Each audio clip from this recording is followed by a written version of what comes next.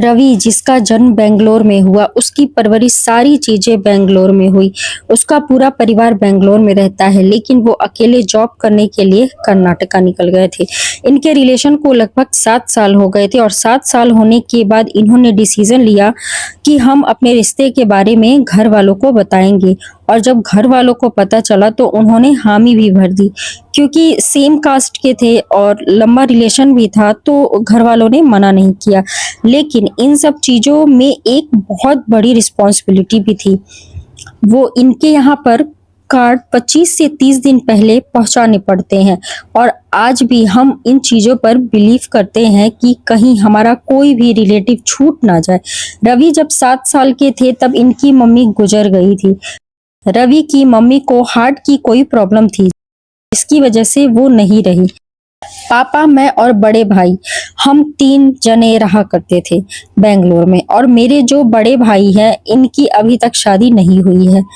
ये तो शादी करने का जुनून मेरे ऊपर था, क्योंकि रिलेशनशिप को 7 साल हो गए थे। कार्ड घर घर पहुंचाना था और इसकी रिस्पॉन्सिबिलिटी इन तीनों पर थी, मतलब बड़े भाई, रवि और इनके पापा के ऊपर। रवि का कहना है कि पापा पर हम ज्यादा बोझ नहीं देना चाहते थे, क्योंकि गाड़ी और बाइक दोनों ही हमारे बेंगलोर वाले घर पर थी। क्योंकि पापा को ना तो गाड़ी चलाने आती थी और ना ही बाइक।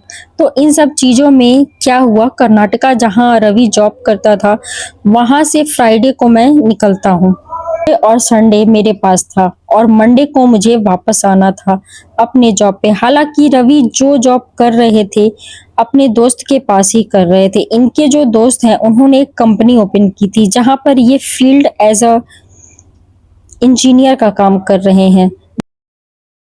2024 अक्टूबर में इनकी शादी तय हुई, लेकिन रवि का कहना है इन्होंने प्लान किया था कि एक एक रिलेटिव के पास जाकर इन्हें कार्ड पहुंचाना है।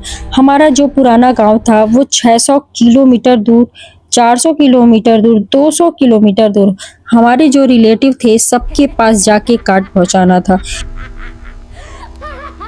रवि बाइक लेके निकलते हैं और उन्हें 200 किलोमीटर दूर जाना था। और 200 किलोमीटर दूर डायरेक्ट तो नहीं जा सकते थे, क्योंकि इनके पास काफी सामान था। तो रवि ने सोचा कि इतना ज्यादा सामान लेके ये 200 किलोमीटर नहीं जा सकते। इन्होंने बस से जाना जरूरी समझा।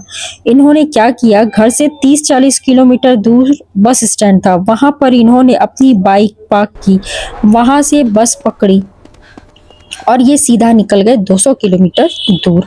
अब ये जैसे वहां पहुंचे, इनके दादा और दादी ने इन्हें बहुत प्यार किया और वहां पर हमारे मामा भी रहते हैं, ऐसा रवि का कहना था।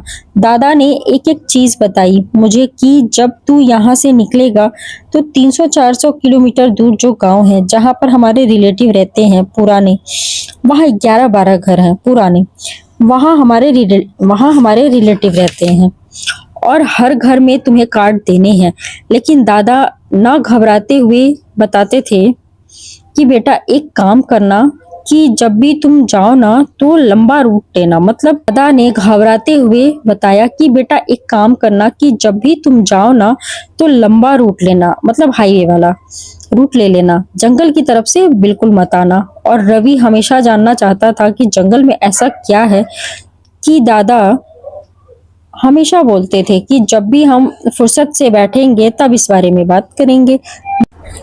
मेरे दादाजी ने मुझे मेरे कजन्स का नंबर दिया, जो मेरे कजन्स गांव में बहुत अंदर रहते थे। रवि ने बताया कि उन्होंने हाईवे वाले रास्ते में एक ऑटो पकड़ा और फिर मैं बस स्टैंड पहुंचा और वहां से बस पकड़ी और ट्रैवल करते करते 6-7 घंटे में वहां पहुंचता हूं जहां मेरे कजन्स के साथ जाना था और जगह जगह कार्ड बांटना था। वहां पहुंचने के बाद रवि ने अपने कजन्स को फोन किया और वो गांव बिल्कुल बंजर सा था। मैं अपने कजन्स के साथ वहां पहुंचा और जगह जगह कार्ड बांटना शुरू किया। आधे से ज्यादा रिलेटिव थे जिन्होंने मुझे पहचाना ही नहीं। तो मेरे साथ जो कजन्स था उसने बताना शुरू किया कि मैं उनका लड़का हूँ और वहां से आया हूँ, ऐसे ऐसे मेरी शादी हो रही है। तब एक रिलेटिव ने पूछा, एक बात बताओ, तुम्हारे तो एक बड़े भाई भी हैं, तो तुम्हारी शादी उनसे पहले कैसे हो रही है? तो उन्होंने बताया कि हम रिलेशन में थे और लड़की के घर वाले प्रेशर बना रहे थे क्योंकि हमारी उम्र थोड़ी ज़्यादा हो गई है। रिलेटिव्स ने उस कार्ड को एक्सेप्ट किया, वहाँ चाय पानी पिया, फिर उनके घर पर चाय पानी पिया और फिर धीरे धीरे अलग अलग घरों में जाकर के हम कार्ड बांटने लगे। इन्होंने सैटरडे नाइट अपने कजन के घर में सो गए। फिर संडे वाले दिन ये अपने कजन के साथ निकलते हैं कार्ड बांटने। इन्होंने जगह जगह कार्ड बांटे और फिर शाम हो गई। 9:30 बजे अपने कजन से मिले जो हमारे अलग अलग घरों में रहते थे। एक दूसरे को तो वो जानते थे लेकिन मुझे नहीं जानते थे। रवि ने बताया कि वो सबसे मिलकर बहुत खुश थे। 10:30 बजे रात को सारे कजन्स बोलते हैं कि भाई बैचलर पार्टी तो दे दे, तो रवि बोलता है कि ठीक है।